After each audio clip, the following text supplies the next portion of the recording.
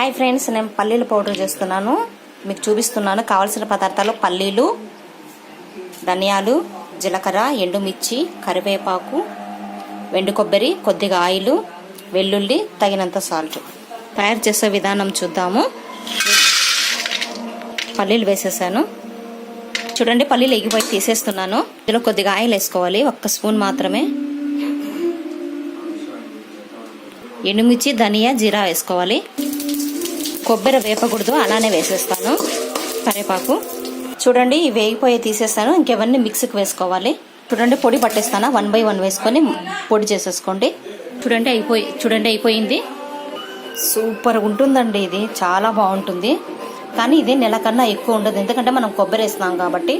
కొబ్బరి ఉండే కొద్ది కొద్దిగా వేరే స్మెల్ వస్తుంది. ఖచ్చితంగా 1 month అయితే కరెక్ట్గా ఉంటుంది. చాలా బాగుంటుంది. తప్పకుండా ట్రై చేయండి.